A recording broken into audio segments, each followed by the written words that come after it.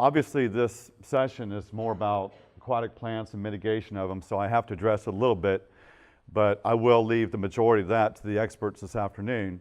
But as Don said, we can't talk about Florida's surface waters right now without addressing the issue of algal blooms. And so I want to put it in context with the issue of biomass, whether it's aquatic plants that are overgrowing our surface water systems, or harmful algal blooms, which are co-occurring in some of these systems and are becoming a larger issue around the state and much more so along the coast.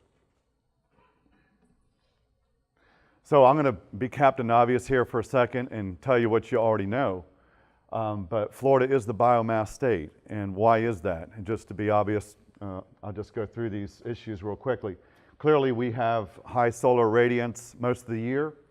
We've got the Gulf Stream to the west, which becomes the Florida current. It comes around the east coast of Florida, which moderates our temperatures, sends a lot of warm, moist air onto the peninsula itself. And as you all know, you live all around the state in many of these areas, and you know that our surface waters are very highly coupled with our groundwaters. With all the rainfall that we have a under pressure Floridan aquifer that flows south, and we have a high superficial aquifer that is not far underground and connected to most of our surface waters around the state. And this is very important because clearly our surface waters are impacted by the quality and the quantity of what's going on underground, and we all know this. And as Jerry sung about, we drain the land and we dig more canals. We reduce the ability to mobilize fresh groundwater to our wetlands, and that's a very important issue to all of you here, but also resupplying clean water to our surface waters is an issue.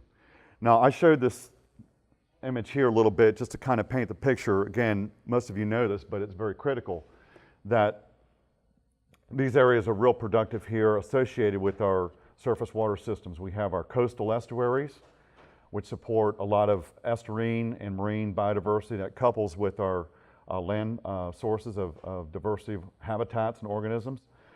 We have the St. Johns River system as one of the only few rivers in the world that flows from south to north. And the point of putting this on here is that not only do we have these systems, but historically we've had a very large floodplain that supports a lot of productivity. These were former wetland areas that supported a lot of the resources that we like to recreate on, but a lot of them have been impacted. We go further inland, and we know that the historic boundaries of our freshwater systems going north to Lake Apopka, and I'll talk more about South Florida a little bit, but we have greatly reduced the amount of floodplain that supported a lot of very important aquatic and wetland systems and habitat that's important to us. But as John showed in the first talk today, we have urbanized so many of these areas. We all come to Florida because we're attracted to the water. We want to be around it. But again, the bottom line is a lot of what was great about the state and the floodplains and the wetlands, we really have degraded them pretty seriously and reduced them. And okay, so just talking about floodplains a little bit, and to give you some obvious examples, Lake Apopka, the historic wetlands, the floodplain to the north, as you all know, was reduced for agriculture. These were the filter wetlands, and when they became used for agriculture, not only did we pull water from the lake to support agriculture, but we took that water and back pumped it in. And so the natural history, or the loss of natural history, of Lake Apopka and the Everglades are closely tied to agriculture activities. And this is obvious, we all know this, but it really is part of the story about some of the most fertile and productive and important areas around the state that we lost those, we took them away. And it's an important part, as Jerry said, of the history of our state of Florida.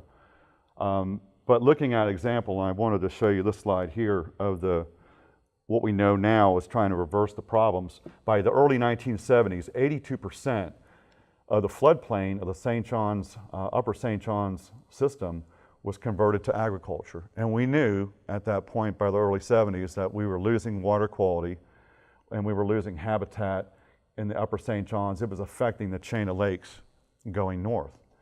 So since then, in the mid-70s, my mother was involved with some of these projects to try to recover and restore and reclaim some of these habitats, some of this floodplain, so that we can create filters again for existing urban and agricultural areas and get good water quality back into the St. Johns River, and also to try to restore some of the habitat. So this is a very good example of where Florida has really had to evolve, trying to recover and restore some of these native floodplains to restore habitat and water quality. It's essential. And coming back from where we were several decades ago, it is a long road. And what we know and hear about Lake Okeechobee is that the sins of the past will not be recovered in our lifetime. And I'm going to move forward and talk about blooms a little bit more and excessive biomass. But a lot of what's happening now, we all want to point a quick finger at some source in real time right now, but we have to realize that what we did over decades in getting to this is taking a lot of time to recover surface water bodies in the state. It's a very important point. If you don't know it, most of us do, but we really need to understand that when we think about the problems in the present right now.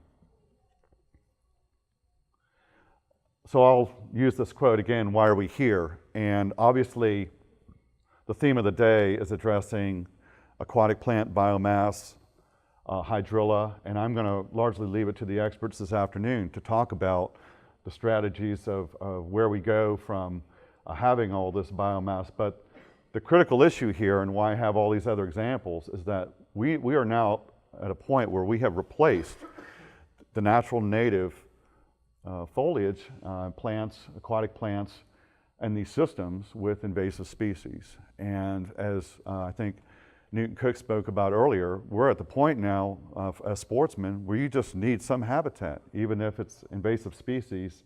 And these aquatic systems, you got to have something. And that is one of the major issues I know in this afternoon we're going to discuss, have some more expert presentation on, and that is to try to find that balance where we remove enough of this growing biomass that, again, if the state wasn't active in removing it, we would lose any value of these surface water systems to duck hunting and fishing. They would just be total dead zones, and they would be something to speak about in the past. So obviously the balance of having some habitat in there versus mitigating the biomass is a very important issue in freshwater systems. But again, one of the reasons, as Don said, why I'm here today is that we've got more issues than just plants in surface waters. We are experiencing significant algal blooms in surface waters downstream within Okeechobee, the Caloosahatchee system. We've got red tides, and associated with this, this is clearly a national issue. It's all over social media. Anderson Cooper has been down in Lee County talking to fishing captains about what they're seeing. We know the plight of hundreds of sea turtles dying, manatees, a dead whale on the beach in Lee County. This is heavy stuff. And for those of us that are interested in fisheries and ducks and such and aquatic resources, the scale and the impact of these type of events goes on for decades. One of the images I saw in the past week, and you all have seen them just the same, are these spawning snook that have come in to do their summertime spawning associated with more freshwater in the coastal environment. We're going to lose whole age classes of snook just because this bloom was happening in the summertime, when not only did we have sea turtles coming in the nest, but we have our snook coming to spawn too. So the timing of this red tide event is particularly critical in impacting a plethora of organisms in the food web, and it's very disturbing. So again, I'm going to jump away from talking much about the plants. That'll be addressed more in depth this afternoon, and I'm going to talk about the greater issue of what's supporting all this. And I think it's an important issue that needs to be addressed in context with everything this afternoon. So I did put together a couple years ago to try to address this issue for sportsmen, a little bit about Florida's activities in mitigating aquatic biomass, invasive biomass, and what are the critical thresholds, as Newton spoke about. That number may be about 30% cover that actually supports and expands habitat quality in terms of supporting sport fish and ducks. You got to have something. But again, the state recognizes also that at some level, the stuff is not only a navigation hazard, but it causes an overall death in lake systems and riverine systems. So there is copies of this. John has put them out there. If you're interested and don't see a hard copy around, I think you can contact John Hitchcock and he can send you a digital copy of this thing if you want to read in depth. But I don't want to take away from the speakers this afternoon. They're the experts and they're going to talk explicitly about this. But just to give you a heads up that I have considered these issues. So again, this afternoon, we're going to get some better expertise and input on the justification for spraying, the timing of spraying. These are really important issues as you, as the user groups, interface with the regulators on your needs in terms of having some biomass out there to support recreational species versus the state's interest in removing biomass and keeping it from taking over our surface water systems. But what I'm going to spend more of my time is talking about the larger issue here of what's supporting all this, as I've kind of indicated already. We don't have these problems in lake systems here without very broad scale, and I'm being Captain Obvious here, issues in the state of Florida. As Cheryl just spoke about, if we're going to grow out southern Osceola County, we're all wondering in the crowd right now, are those 20,000 homes, are they going to be on septic tanks? Or are they going to be hooked up to centralized sewage? And are they going to be treated with advanced wastewater treatment to remove 95% of the nutrients? You all know now, we cannot move forward in this state with more development without adequately addressing these sources because we know that they have already impacted these water bodies that we have built around or enjoy on the weekends to recreate on. They're impacted. But another point is, beyond the obvious fertilizer and wastewater, I'm going to talk about some physical processes that are involved with mobilization of excess nutrients to water bodies. And this is very critical because it's not always an issue of just pointing the finger. It's about certain years. And this is going to be my cue to discussion here later on. A very important point I want to make here, and we've heard a lot about social media already and the fact that these issues get hyped. We get applicators of herbicides get blamed for stuff they're not doing. They're being made the bad guy when they know what their job is and they're doing it. The danger is we get into the social media world and we lose truth and we don't have objectivity. So what I'm going to try to bring to you here a little bit is certainly a discussion. You're going to hear my own perspectives here. But as we move forward, we've got to make sure we have the right science. And we've got to have the right science in our discussions in these type of venues. And certainly as we move forward in the political season here, we've got to make sure that we get the right policy, the right science to policymakers. And my role here today is to do my best at properly informing you as a public on what I believe we know as experts on what are some of the scientific issues that are directly impacting these water bodies that are important to you and that you recreate on. Because again, there's a lot of hype, and I think there's a lot more misinformation than there is good information. An example of that is this accounting of total phosphorus and flows into Lake Okeechobee. And this is, was presented to the RAC committee a couple years ago. This is data from the South Florida Water Management District. Very important take-home point is that 90% of the water and more than 90% of the total phosphorus loading currently to Lake Okeechobee is coming from the northern watersheds. This is very critical because if you get on social media or you listen to TV ads, they're blaming this all on Big Sugar. And from the EAA on the south part of the lake, the data indicates that only 4% of the total phosphorus load going into the lake is from the EAA. So this information right here, which we believe is the best scientific information available, it contradicts with probably 75% of the information that you're getting in the public right now. So it's very important, again, that we have good information, that we inform the data, that we inform the public properly with the right data, and then, by the way, that we get this information to the policymakers. I think many of you may have seen the debate between two Republican gubernatorial candidates, and ironically, one of the issues that came up was where is the phosphorus coming from, or what nutrient is impacting Indian River Lagoon? And from what I understand was that that whole discussion was poorly misinformed. In fact, it was inaccurate. So we have to correct a record here. We've got to have the right science, and it's got to be part of our discussions if we really want to solve these issues moving forward.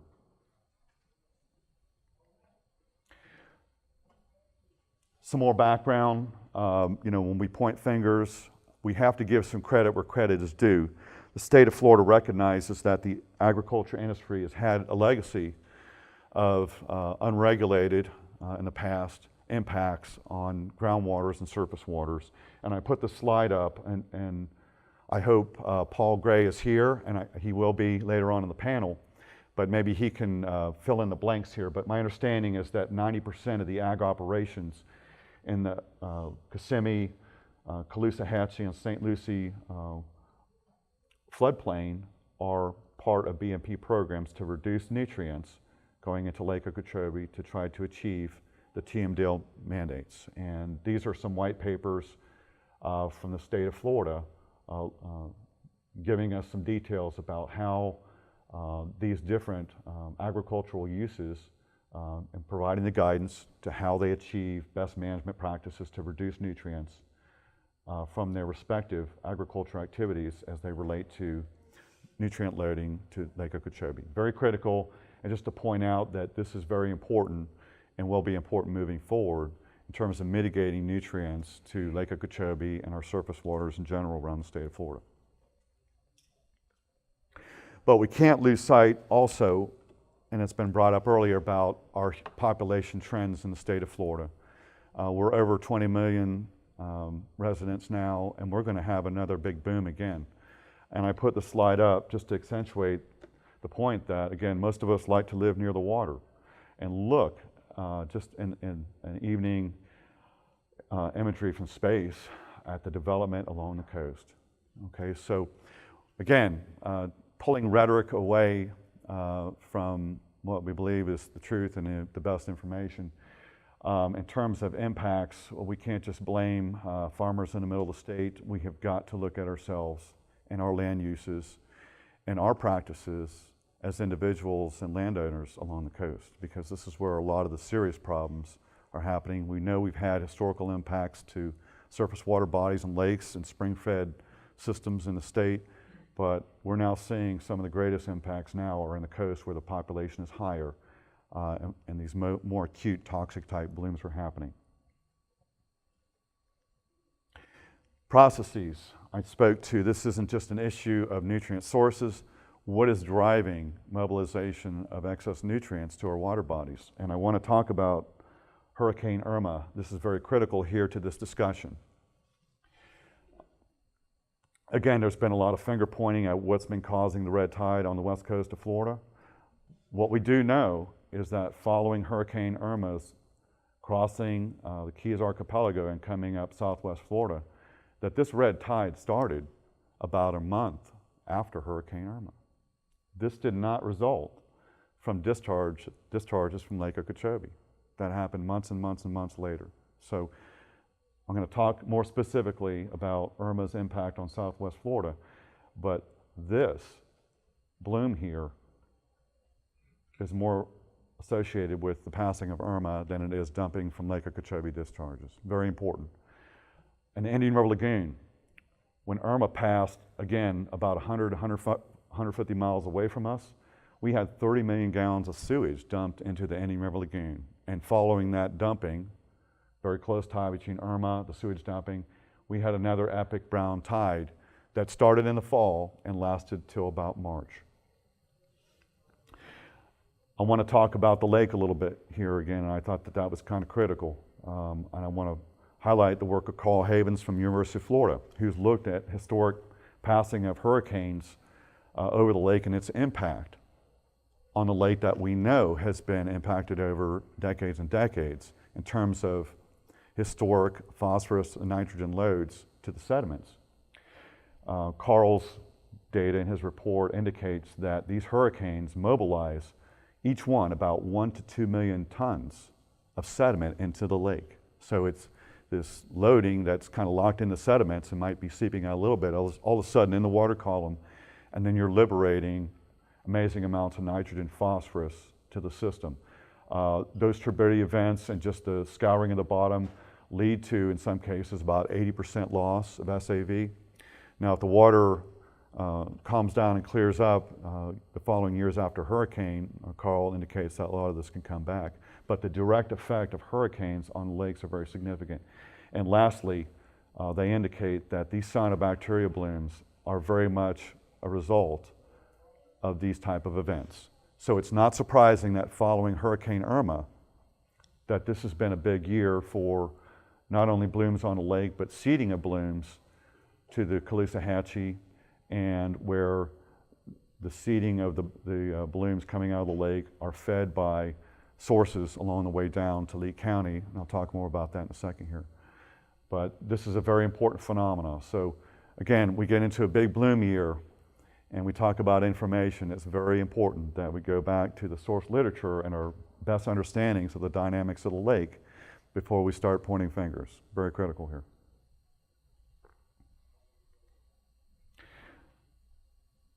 More specifics about Irma's effect on Southwest Florida. It became national news, the impact of Irma on cities around, not only on the coast, but around the state of Florida. This was highlighted in the Orlando Sentinel, the Washington Post, Bloomberg News. It was disgusting. There were whole neighborhoods on septic tanks that were underwater. There are areas in the state of Florida that had such high water levels after the storm that there was no way that there was a septic tank working in any of these cities or any of these counties. Not only were they not working, but these floodwaters were mobilizing a lot of effluent to nearshore water bodies very rapidly. So again, knowing what happened, and also knowing that the system was failing. We had wastewater plants that just couldn't take any more loading of water coming in, but also because the power was out, we heard the stories and all these reports about lift stations failing. So we couldn't even get the sewage to the wastewater plant because the whole infrastructure had failed, and so therefore it was just coming out of manholes and just going to the closest surface water. So I gave you a quote of 30 million gallons that we know went into the northern Indian River Lagoon just in Brevard County in Florida. And I believe the estimate for the state in previous hurricanes was that about at least 250 million gallons of sewage going into our water bodies. And this excludes the septic tank effluent. So again, I want to point out that Irma coming along the southwest coast of Florida was a very serious issue and a very important failure that was certainly reported, but we really need to appreciate here. And this last tidbit here is an estimate from the American Society of Civil Engineers that estimated that we are $18.4 billion behind in upgrading our wastewater infrastructure in the state of Florida. We estimate for the Indian River Lagoon that it's about $3 billion to fix that infrastructure, hooking up septic tanks, taking wastewater plants that are 50 years old and are corroded, everything's breaking. Some of these wastewater plants need $20 to $30 million a piece in upgrades just to service what we have right now. Never mind the need to increase capacity to treat a larger population or accommodate significant septic to sewer upgrades, which we know are incredibly important around the whole state of Florida.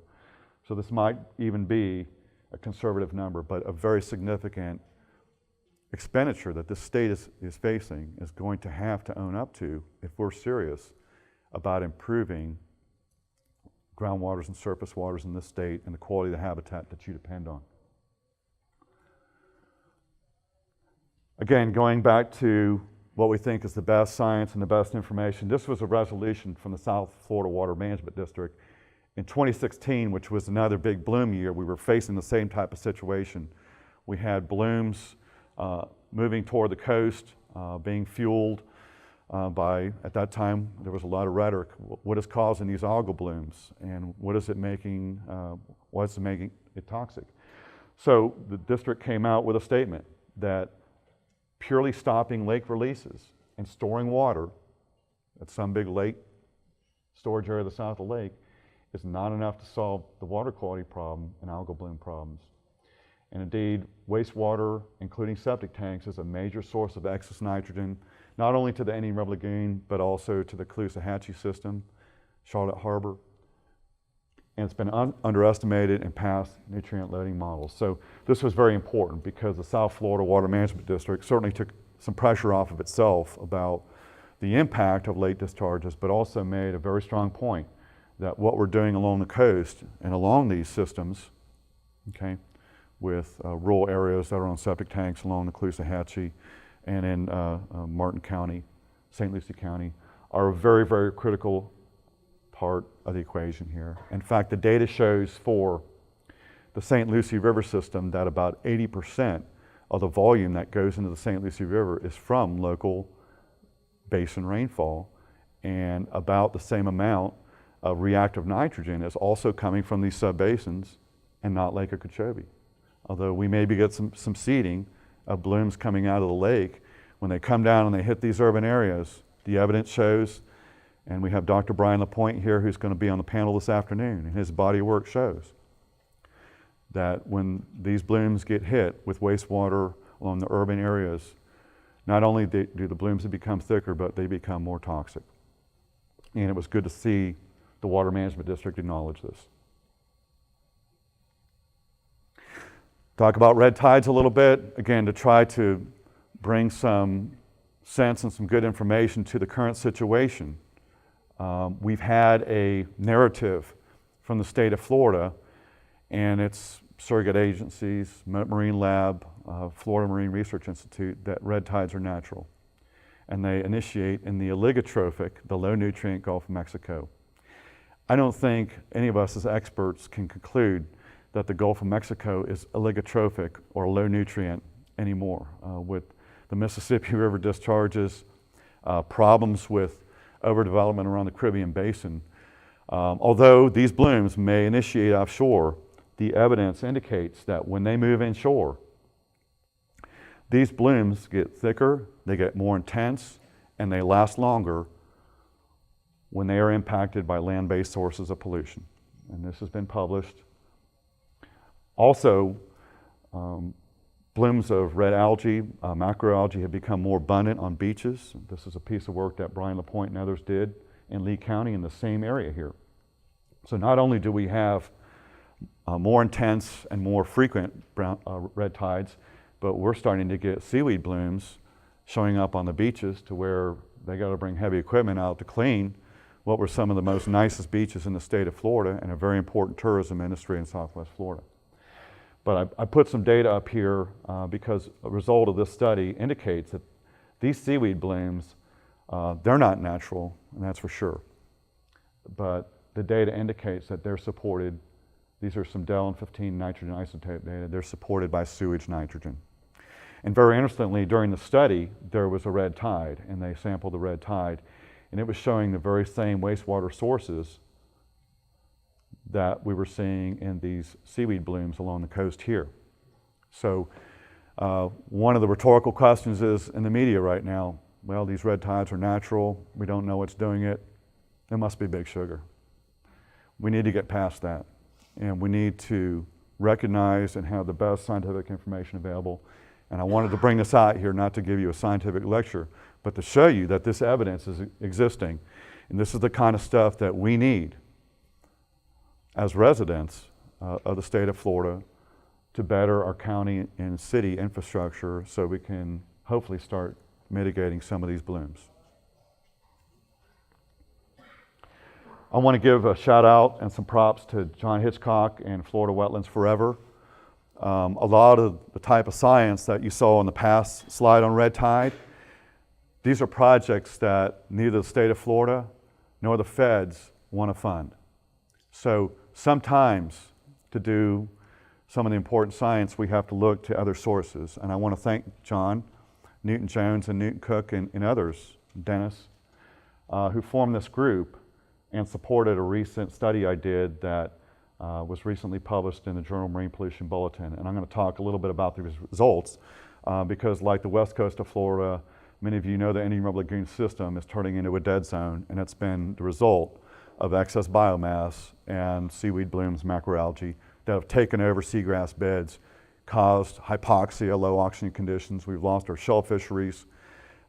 We've lost so much there. I think John will tell you, there's nobody duck hunting, so to speak, on the Indian River Lagoon anymore. I can personally tell you, growing up for 50 years along the system, that when I was a boy, you could not see past the waves of black ducks that covered that lagoon when I was a boy, and they just don't exist anymore. And I think if John had more time to talk about it, and I can certainly just drive it home, it's been in the last decade or two that we've really lost the last great duck usage of the lagoon, where we would see these large flocks of scaup there, and we just don't have the seagrasses there to support them anymore. And as others have noted, these ducks come down, they look down, they don't see seagrass, and they're headed to the STAs. And I think that is an unfortunate fate on a lagoon. So this is the reason why Florida Wetlands and John and those of you who are resource users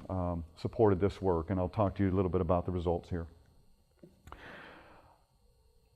So I looked at 75 stations, tried to get as much data as I could from Palm Beach County around Jupiter Inlet all the way up to Volusia County at Ponce Inlet, and did a stratification of the whole lagoon and sampled those seaweeds, those macroalgae, up and down the lagoon, and used isotope analysis to try to trace the sources of nitrogen into the system. And as you see from the title of the study, sewage was the widespread and most prevalent source. And you can see in red, everywhere that's pink, that's predominantly septic tank effluent. You get darker red into the really urbanized areas like Cocoa, Melbourne, Palm Bay. The population is the highest in the lagoon, about 450 people per square mile. These are sites where we have, in this map here, are the residences. The ones in red are on septic tanks, and the ones in blue are served by wastewater plants. And these big black dots are the sewage treatment plants built 50 years ago strategically right along the lagoon, because when they fail, they can dump the sewage straight into the lagoon. This has been going on. One of the characterizations of the Indian River Lagoon is that with this faulty and flawed wastewater system that only serves the urbanized areas, but we're growing out with septic tanks, is that Brevard County and other municipalities have used the Indian River Lagoon as their own private sewer pond. And I think the data from the study drives that home. In the most urbanized area, it's sewage. Very interestingly, in unurbanized portions of the lagoon, up here near Merritt Island National Refuge and Canaveral National Seashore, this is our endpoint of where it can be construed as natural. These low values here are indicative of just above natural nitrogen fixation, and this is probably a signal of atmospheric deposition of rain, a little bit of enrichment from our polluted rainfall that has automobile emissions in it and such. But this is our baseline. It really is the only marker of where the lagoon is receiving, quote, natural nitrogen. But overall, this system has been impacted. It's so sensitive. This is one of the areas where the brown tide in the upper Indian River Lagoon near Titusville and the Mesquite Lagoon saw significant brown tides. It flipped very quickly, problem area. This plot on the left here, this is the city of Palm Bay, and every black dot is a residence with a home that's on a septic tank. This is one of the hot spots in the state of Florida. This is about 30,000 homes on septic tanks with about 300 miles of canals that go into what's called C1 Canal that goes into Turkey Creek. And so I looked at some of the macrophytes in this system, and they were hot, picking up septic tank effluent. So what we know is that the decisions about how we develop and future development and whether we're going to have homes on centralized wastewater is very critical to what we want to have in our adjacent surface waters. A larger issue here is trying to undo the sins of the past. Palm Bay, this area was called Port Malabar. You know about the cities in the state of Florida named Port. Port Charlotte, Port St. Lucie, Port St. John. They're all GDC homes They were built on cheap agricultural land, and they're all on septic tanks.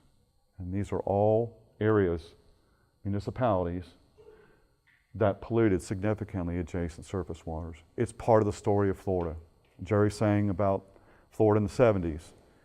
In Florida in the 70s and the 80s, we built out with cheap development and cheap homes, and we impacted our local surface water bodies in ways that are going to take us decades to reverse this. So this is the bad and the ugly,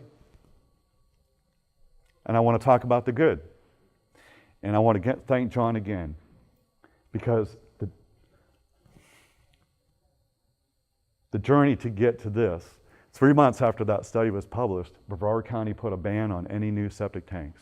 John and I have talked, I never could have imagined when we did what we did that we could have made this change. United Waterfowlers,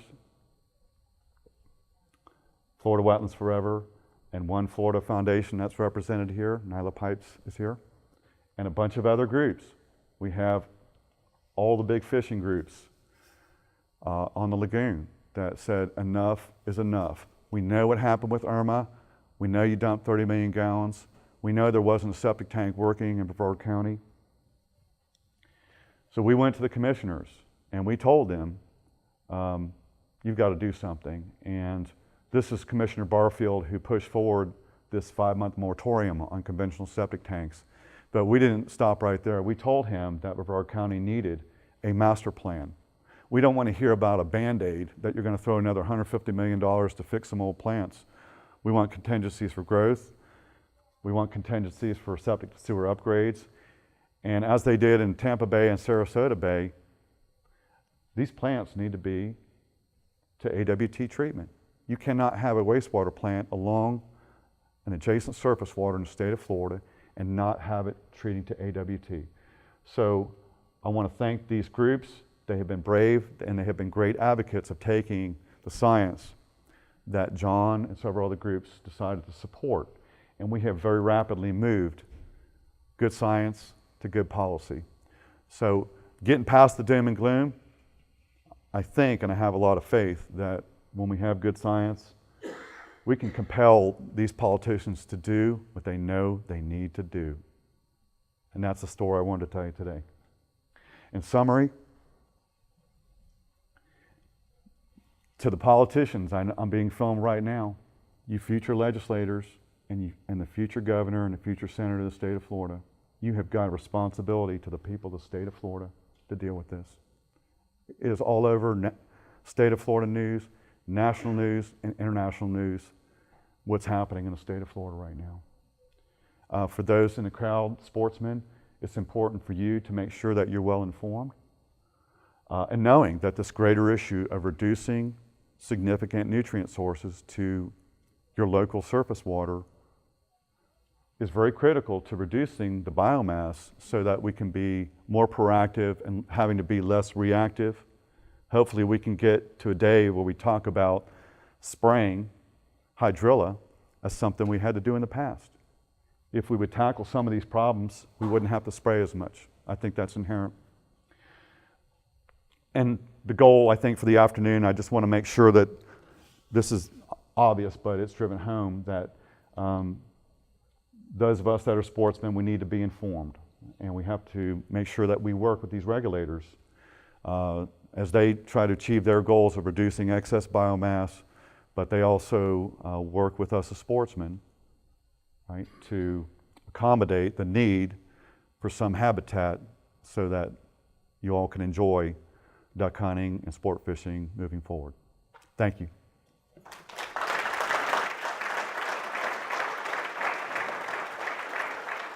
So lastly, before I take some questions, I have a short video here, and we'll do that real quick. Hello, I'm Mark Wilson, President and CEO of the Florida Chamber of Commerce. When it comes to securing Florida's future, there are few issues more important than water. With 6 million more people expected to call Florida home by 2030, science-based solutions are the only way to ensure Florida's water future is sustainable and provides the quality of life Floridians and our visitors deserve.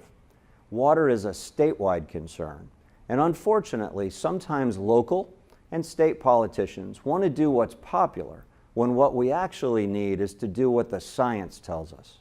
Whether it's the Apalachicola River, the Indian River Lagoon, Florida's unique springs, or our treasured Everglades, science-based data is the key to meeting the challenges Florida faces. So together with Harbor Branch research scientist Dr. Brian LaPointe, the Florida Chamber of Commerce is pleased to present this educational video, and we hope it will spur conversations and collective action to help solve these issues. Thank you. Hi, I'm Dr. Brian LaPointe, research professor with Florida Atlantic University's Harbor Branch Oceanographic Institute. I've spent my career studying water quality throughout the state of Florida. This educational collaboration with the Florida Chamber aims to shed light on the high water levels and algal blooms that followed unusually heavy rainfall in the winter and spring of 2016. The video addresses discharges from the Kissimmee River and other tributaries north of the lake and the science-based solutions that policymakers are considering to mitigate these problems in the future.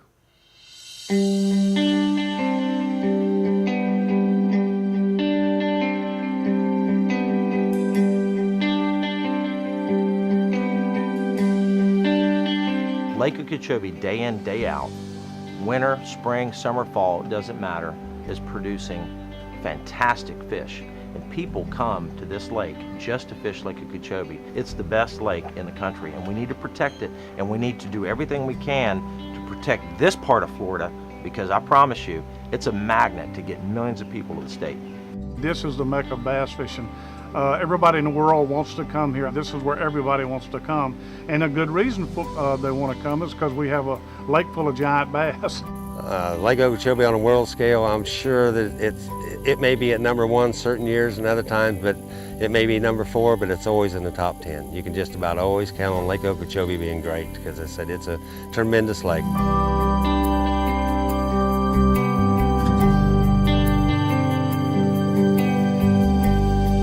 95% of the water getting to Lake Okeechobee, more than 95%, comes from north of the lake. All that water contains nutrients, naturally and sometimes in excess. And then, if the lake gets too full, it needs to be discharged to the estuaries. One thing that happened last year in 2016 is we had that El Nino winter, and we had a whole lot of rain in January and February, and a whole lot of water flowed into the lake. And what that did was it carried a whole lot of nutrients, phosphorus especially. And so when the summer came, when it got hot, when the conditions got good for algae, we just fertilized the lake with just tons and tons of water from the watershed. And so that's when the bloom exploded. When the lake rises too fast, it causes some concern about the integrity of the Herbert Hoover Dike, causing the Army Corps of Engineers to have to dump water out because they're fearful of there's over 40,000 lives at stake. If the dam were to fail at the wrong place, it could be catastrophic loss of life and property.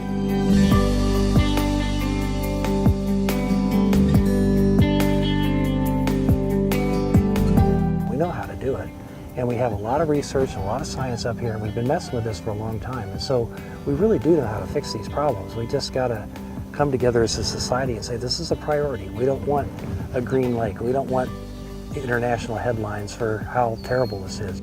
There'll be incredible benefits to the, we're already seeing them, but there'll be even more benefits to Lake Okeechobee and the estuaries, because that water that is now rapidly flowing into the lake is now going to spread out across the landscape, and those biological processes where the plants will soak up nutrients and actually help the water quality downstream and the volumes of water so the lake won't rise quite as fast.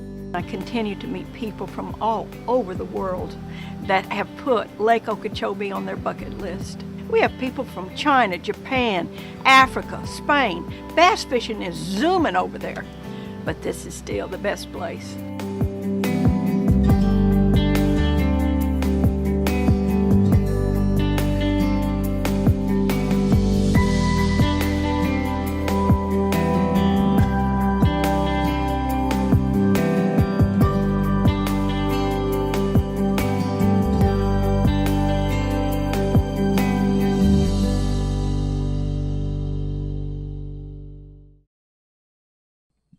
I've followed the Gulf hypoxia in the northern Gulf of Mexico, and that zone is around 57 100 square miles of a dead zone. Well, if we don't make any changes, what's the likelihood of us seeing that on our west coast? Well, I think a case can be made that many of our coastal estuaries have already turned into dead zones. But you're right, you know, in places like the outflow of the Caloosahatchee and the Charlotte Harbor and offshore there, you have persistent red tides and algal blooms. You're going to drop so much organic matter that you're going to create a dead zone on the bottom.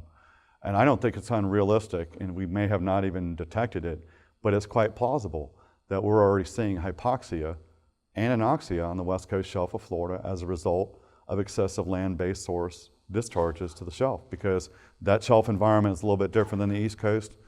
What goes out there is going to spend a lot more time on the shelf than it is on the East Coast. So the deposition coming out through the Peace River and the Caloosahatchee over time, and now that it's getting much more wastewater and organic matter, we are probably driving the shelf toward hypoxia.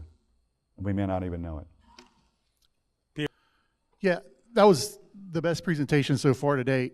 My question is, can you speak to, we keep hearing about, and this may not be the right forum for this question, but we keep hearing about strategic solutions, like long-term solutions. Are there no scientific tactical solutions that could be taken advantage of in a short term to kind of address some of these issues on a more urgent basis? If we had a snowstorm, we'd bring in snow plows from all over the country, right? If we have a hurricane, we bring in electricians from all over the country. Right. Can we do something like that to help mitigate some of the invasive species, is there something we can do tactically? Right, so the question is, and this is a very important one, what can we do in the short term to mitigate immediate damage versus the longer term and more insidious problems? One example, and we've gotten this from the Corps and the governor, and that is to increase the height of the levees so that the lake can store more water and not flood and cause a problem in flooding local cities. But as you know, as resource users, that the higher they put the lake level, less light gets to the bottom and less SAV you support, and you're probably going to have more pelagic production and blooms. So we have to be careful about what are the trade-offs. If we're so concerned about sending water to the Caloosahatchee and St. Lucie that we want to raise levels in the lake higher, there are trade-offs. So that is an example of one alternative that's being pursued that may or may not have positive effects across the board. So that we have to be careful of what we wish for. The history of the state of Florida is that we've done quick fixes forever, okay? And it just hasn't worked for us. As I showed you in this presentation today, this group right here has created the political will, okay, to ban new septic tanks in a county that has 100,000 of them already and is a major polluter to the Indian River Lagoon. These are things that we should have done in many locales, Southwest Florida and the Indian River Lagoon specifically, 25 years ago. We are so behind, it's not funny. The truth is, we need to move aggressively toward mitigating the major sources. There aren't a lot of gimmicks and tricks to get around that. I think that's the best way I can answer your question. You were talking about best management practices as being a way of mitigating the problems of nitrates. Is that a voluntary program? I missed the beginning of your question. Best management practices. Is that voluntary? For the agriculture industry, my understanding is that it's primary voluntary, and that's a political issue. You know, what kind of regulatory pressure are we going to put on to land uses that are impacting coastal waters? So the question is, I think, what is the performance of those projects? And yes. We will have to watch the reporting out of the DEP and Department of Ag and Consumer Services in terms of the efficacy of those programs and how good they're doing, okay? How well are people participating, and what are the tonnages that are being reduced and loads that are moving to surface waters? And that's the answer. I can't give you an answer to that right now about how well they're performing, but as people and resource users, that's absolutely something that we need to watch very closely and hold regulators accountable. Is it working? If it's not, then maybe we need to go to more mandatory. Okay. Yes, I did. Can you tell us what do you know what the health of our deepest aquifers are right now? Are they being impacted by any of this nutrient stuff getting down, or are they in danger themselves? The deepest aquifer that we have? Sure. One of the problems that we have with dealing with wastewater is to where to put it. And one of the studies that Dr. LaPointe and I were involved with in the past was to mitigate about 400 million gallons of secondarily treated effluent that was dumped in 7 outfalls off the beaches from Miami Beach to Delray Beach. Unfortunately, South Florida is so built out in terms of taking that wastewater and potentially treating it to a higher level and then reusing it is not so reasonable there, where they have built out so much that you can't put in reuse lines the way we can in areas that are developing more around the state.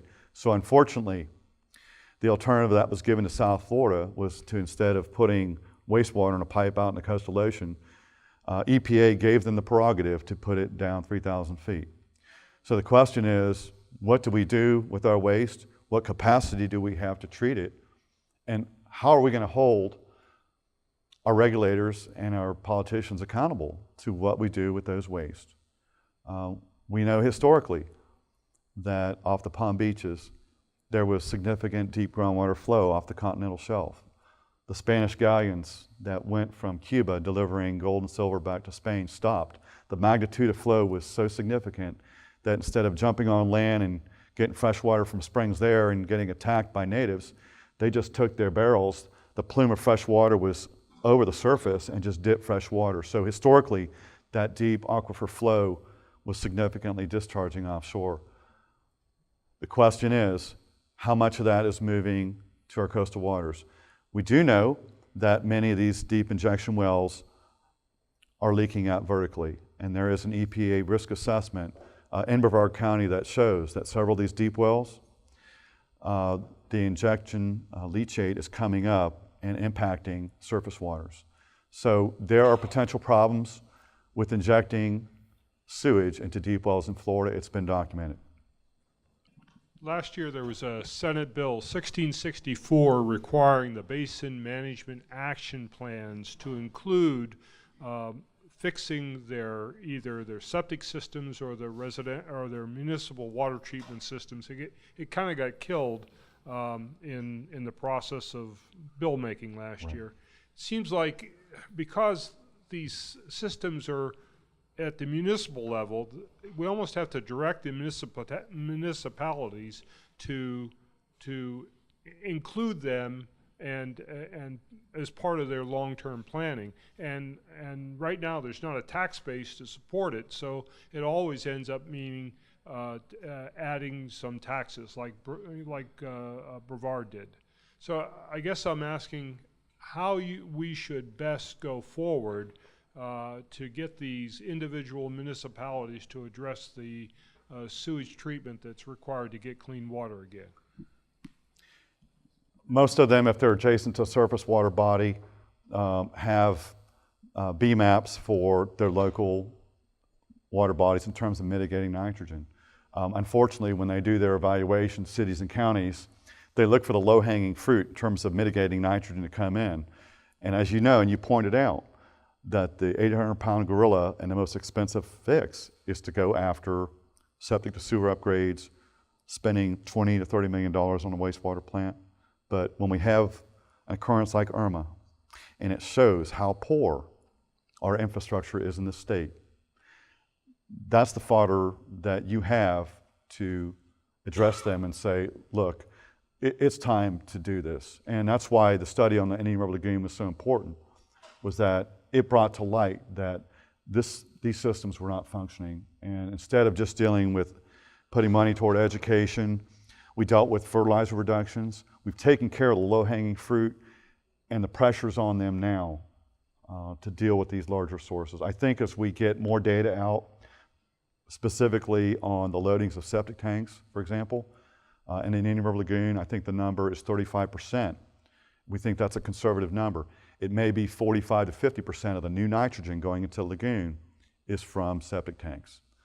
That being the case, they need to address that, and that would include increasing funding and getting funding, matching funding from the EPA and the state to spend hundreds of millions of dollars to upgrade municipal wastewater treatment systems.